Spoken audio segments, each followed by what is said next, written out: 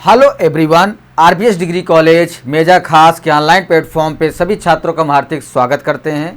छात्रों, बीएससी एजी second semester के अंतर्गत जो आपका सब्जेक्ट है फंडामेंटल ऑफ एग्रीकल्चर इकोनॉमिक्स के अंतर्गत जो टॉपिक लेकर आए हैं वह है population importance, Malthusian and optimum population theory. जो है ये आपके इकोनॉमिक्स मतलब अर्थशास्त्र में जो चीज़ें कही गई हैं एग्रीकल्चर अर्थशास्त्र में, वहाँ पे इन्होंने ये बताया कि जो हमारा जनसंख्या वृद्धि है वह हमारे देश की एक तरीके से आर्थिक, सामाजिक और राजनीतिक जो भी चीज़ें हैं वो मूल आधार होता है जो हमारे जो है अर्थव्यवस्था को, हमारे अर्थव्यवस्था को उसको किस तरीके जो है हमें चलाना है और किस तरीके हमें मजबूत करना है, वह पूरी तरीके से हमारे जनसंख्या के ऊपर ही निर्भर करता है छात्रों।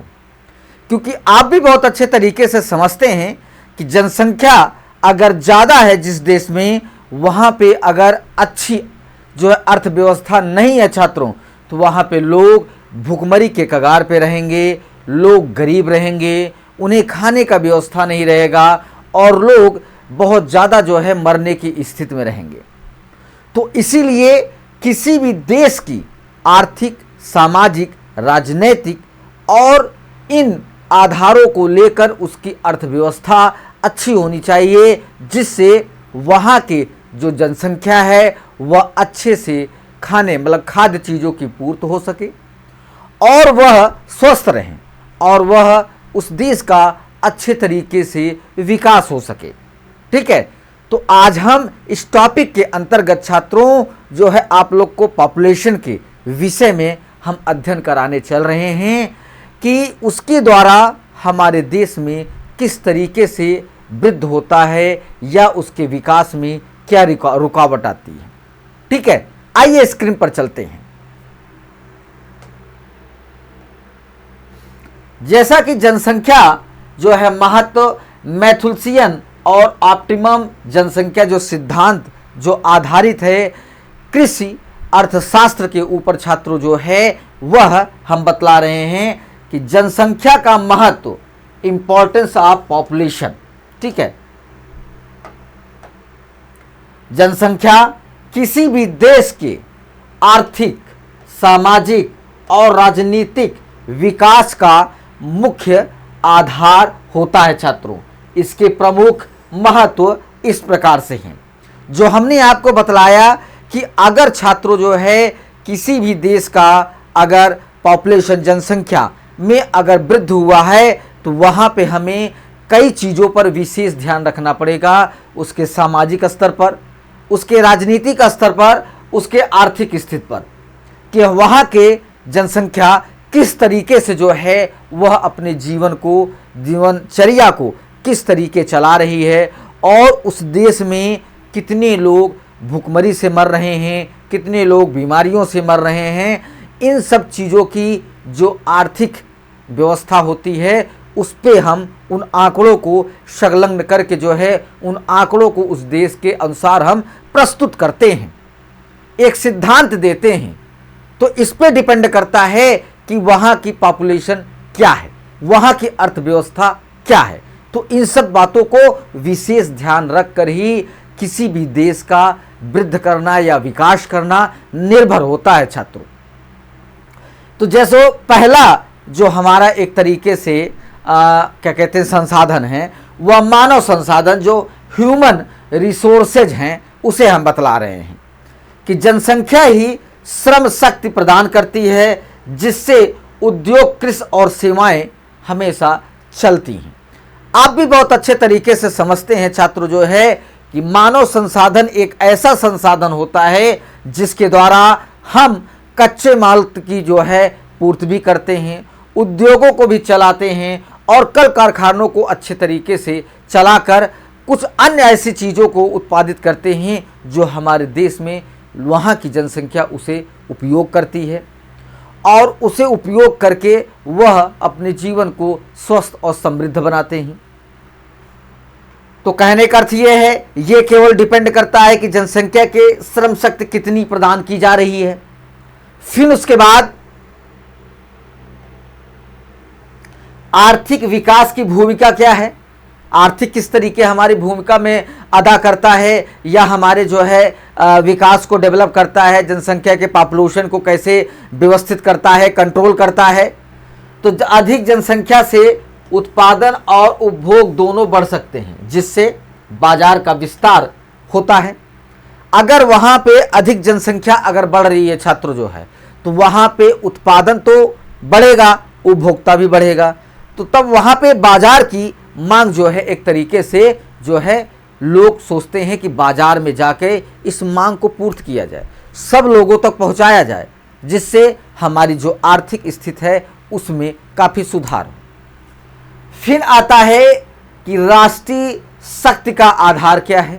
ठीक है, यह भी एक हमारे जो है क्या कहते हैं देश की जो है अर्थव्यवस्था में सहयोग देता है, जनसंख्या को जो है भुखमरी से बचाता है, बीमारियों से बचाता है।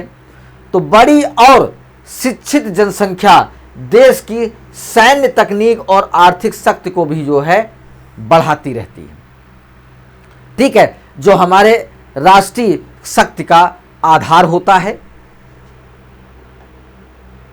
फिर आता है सामाजिक व सांस्कृतिक विकास जो है, सामाजिक व सांस्कृतिक विकास, यह भी हमारे एक देश की जो है आर्थिक स्थिति को, वहाँ के क्या कहते हैं जनसंख्या की सुविधाओं को, संसाधनों को देखकर सहयोग करता है। जनसंख्या से समाज की विविधता, संस्कृति और ज्ञान का विकास होता है। ठीक है, फिर उसके बाद बाजार का विस्तार। अधिक जनसंख्या अर्थ का है कि अधिक उपभोक्ता, जिससे व्यापार और उद्योग में बढ़ावा मिलता है, जो कि बाजार के विस्तार के द्वारा ही इन चीज़ों की पूर्ति की जाती है। फिर आता है माल्थुसियन जो है जनसंख्या का सिद्धांत।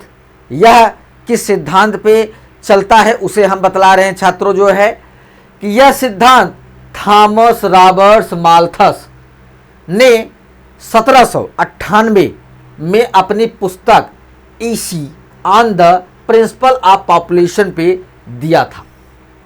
कि उस समय जो है क्या कहते हैं माल्थुसियन जो है जनसंख्या के सिद्धांत पर एक अपना एक थ्योरी दिया, एक सिद्धांत दिया कि उस समय क्या चीज़ें संभव हो सकती थी।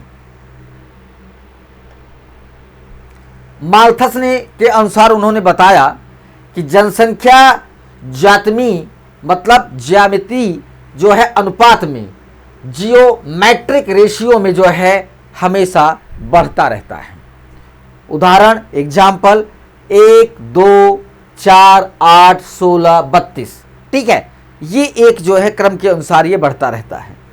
फिर खाद्य उत्पादन जो अंक गणितीय अनुपात होता है, एरिथमेटिक रेशियो में जो बढ़ोतरी आती है वह है उदाहरण में 1, 2, 3, 4, 5, 6, मतलब ये एक एक पॉइंट को बढ़ावा देता रहता है। इसीलिए यदि जनसंख्या पर नियंत्रण न हो तो भविष्य में भुखमरी, गरीबी, बेरोजगारी जैसी समस्याएं उत्पन्न होंगी जो है।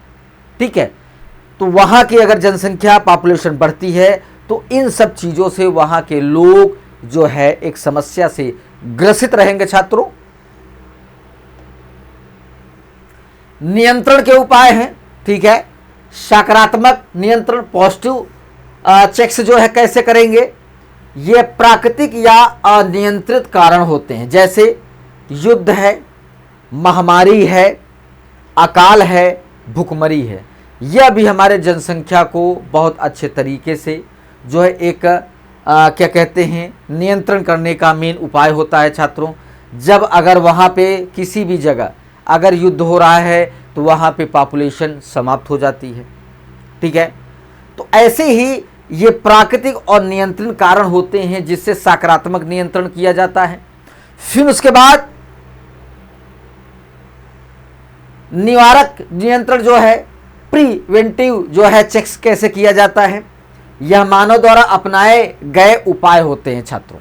ठीक है, तो पहला है देर से विवाह होना, दूसरा है ब्रह्मचर्य, तीसरा है परिवार नियोजन, उसके बाद आलोचना। तकनीकी प्रकृति से खाद्य उत्पादन बहुत बढ़ गया है, मतलब टेक्निकल तरीके से खाद्यों के उत्पादन जो है बढ़ते जा रहे हैं। सभी देशों में जनसंख्या इतनी तेजी से नहीं बढ़ती, ठीक है। मानव बुद्धि और विज्ञान को कम महत्व दिया गया, जहां पे मानव और बुद्ध को विशेष महत्व नहीं दिया गया, वहां पे जनसंख्या की वृद्धि लगातार बढ़ती चली जा रही है। फिर आता है ऑप्टिमम जनसंख्या का सिद्धांत, ठीक है, ऑप्टिमम पॉपुलेशन थ्योरी। यह सिद्धांत एडविन कैनन ने दिया था। इसका अर्थ था कि ऑप्टिमम जनसंख्या वह जनसंख्या है जिस पर किसी देश के संसाधनों का उपयोग सबसे अच्छे तरीके से होता और प्रति व्यक्ति आय अधिकतम होती है।